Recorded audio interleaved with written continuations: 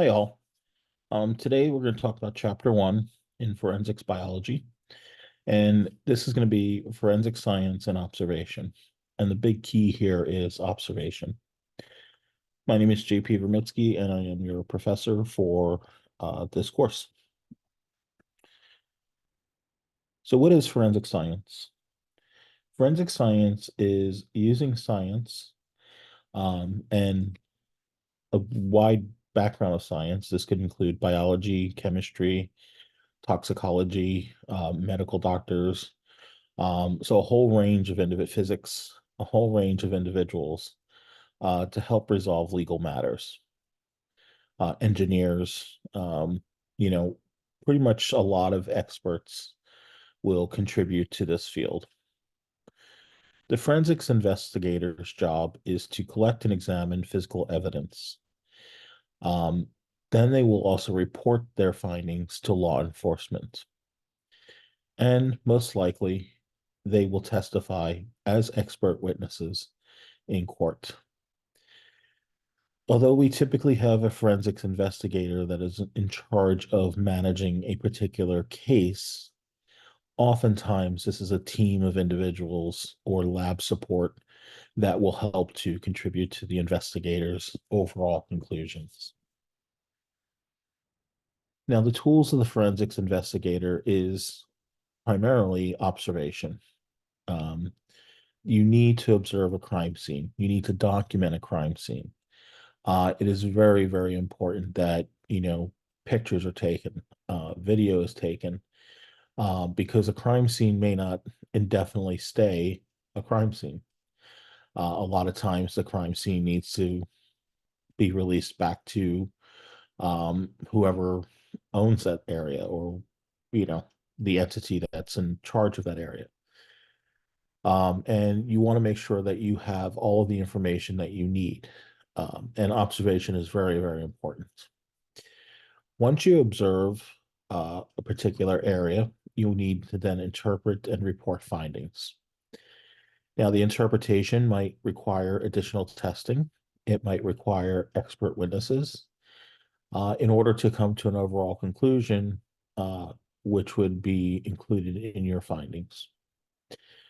Now, the ability to identify the evidence, document it, and determine it is significant.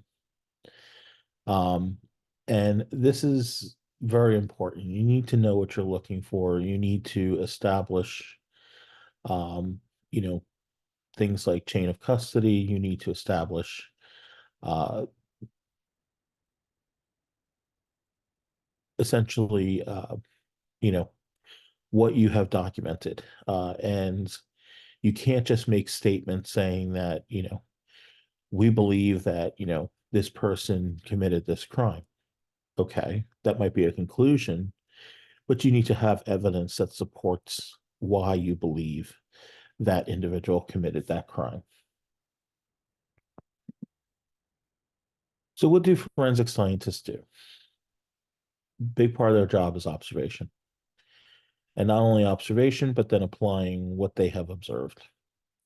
They need to find the evidence. And, it's not like it may necessarily be there with a big red flag that says, here's the evidence. Sometimes they actually have to do some investigations. They need to collect data. They need to collect qualitative and quantitative data. And then once they have collected that data, they need to analyze that data. Um, and once you've analyzed the data, then you can come to a conclusion. Now, qualitative data, um,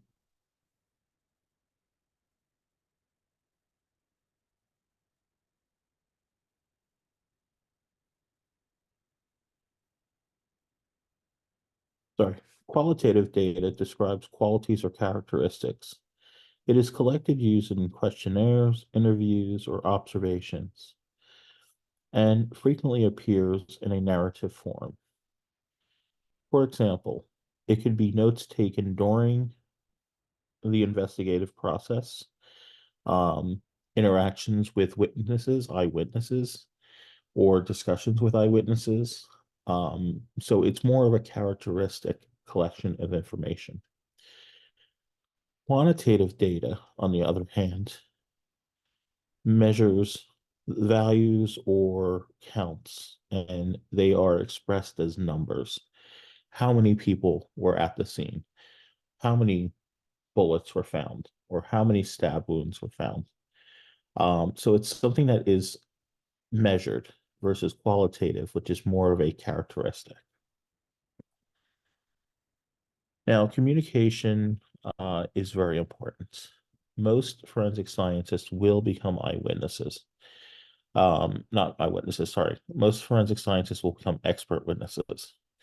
And oftentimes they need to convince a jury that the evidence is scientific, that it's reliable, that it's valid, and that it's sufficient, and that there's a certain level of faith that goes into the professionals that have collected and examined the evidence that is being used. Because if you think about it, when we're talking about if when we're talking about using information collected for a trial, this is somebody's life that is potentially on the line. Somebody that potentially could be fined or incarcerated for actions that are being presented. And it can't just go on supposition alone. You actually have to have hardcore evidence to sort of back up what you're saying. Now, deductive reasoning is going to use something that we call the scientific method. And you may have talked about this in maybe some other science courses that you've taken. It's pretty much all the same. The scientific method, you're going to have to state the problem or question. Once you have done that, you then want to propose some type of hypothesis. Now, hypothesis is not a conclusion, and the hypothesis may be adjusted depending on data that comes into the equation here. You then conduct experiments. That could be chemical analysis, that could be bullet analysis, that could be microscopy, it could be, you know, DNA analysis. Um, you're going to conduct some type of experiments. Then you would collect the data from those experiments, analyze that data, and then draw a conclusion. And the conclusion may support the hypothesis that you started with, or it very well may uh, discredit the hypothesis that you started with, in which case you would then need to change your hypothesis and make sure that the data supports your ultimate conclusion. Now, deductive reasoning also involves claim evidence reasoning model. This is where you make observations, determine what question you want to answer, make claims and assertions, provide evidence, and then provide reasoning or justification for your claims that you're asserting. Now, observation, if we kind of cycle back to this a little bit, is gathering of information through the senses. Big part of observation is sight, but it's also taste, hearing, smell, and touch. A lot of this is done without thinking. Our brains select what information to take in. We unconsciously apply a filter, and then paying attention to details requires real conscious effort. Perception, on the other hand, this is interpreting sensory observations. It's not always accurate. It does not always reflect reality. And oftentimes, understanding its limitations will help to improve overall observation skills.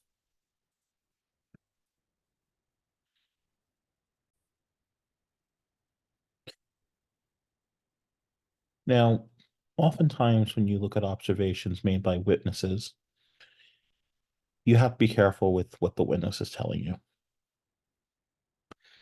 The perceptions of a witness can be faulty. Oftentimes, you might often have emotional states, which can also influence those perceptions. Eyewitness accounts can be valuable evidence.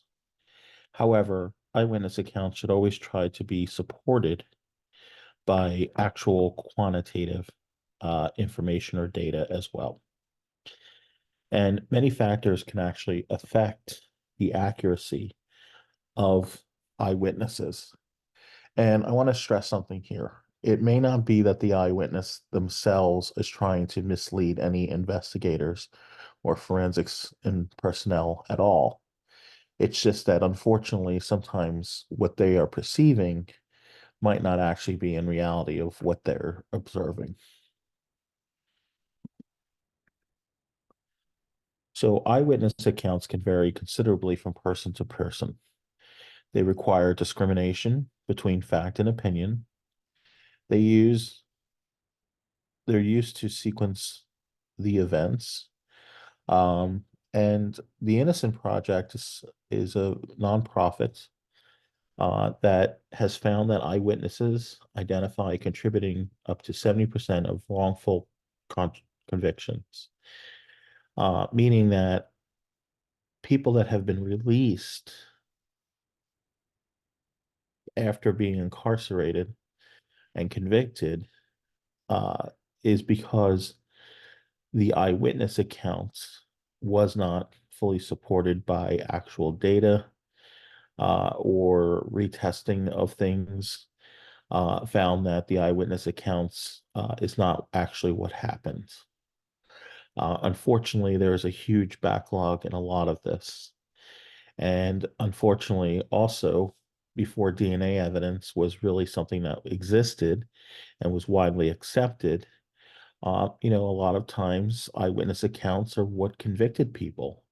And oftentimes now we can see that DNA analysis sometimes can rule out that that individual had anything to do with a particular crime. So improving observation skills is something that all forensics investigators should strive for. Tips to improve skills is systematically examining the environment, trying to turn off filters and act like gathering robots. Avoid looking for patterns. You want to try. You want to try to just kind of keep each observation independent from others. Concentrate on gathering information and leave interpretation until later. Try not to move too early on any conclusions. And then, most importantly, write down and photograph as much as possible. Interview techniques, conducting interviews, you want to separate witnesses as soon as possible because you can get what we call herd mentality, or where they sort of tend to agree with each other, even if it's not something they really observe themselves. Provide minimal guidance, avoid interjecting biases, write down observations, and ask questions to draw out the details. Interview techniques, identifying a truth or a lie. A true account is consistent each time it is told. Lies are difficult to repeat exactly in the same manner. And a lot of times, what individuals will try to do is they will try to find, breaks in those stories or accounts. Methods to identify truths or lies: have the witness repeat the story several times. Ask the witness to recount the story in a reverse order, and then distract the interviewee with questions. So, in summary, forensic science is the application of science to help resolve legal matters. Forensic scientists or investigators find, examine, photograph, document, and evaluate evidence and provide expert testimony to courts. Observations at crime scenes are based on sensory input and are affected by factors that affect our ability to focus. Perceptions are our brain's interpretation of our observations. Facts are based on evidence. Opinions are based on what is perceived to have happened. Observational skills can be improved by limiting distractions, but also by increasing awareness. And effective interview techniques help a witness recall events in an unbiased way or manner.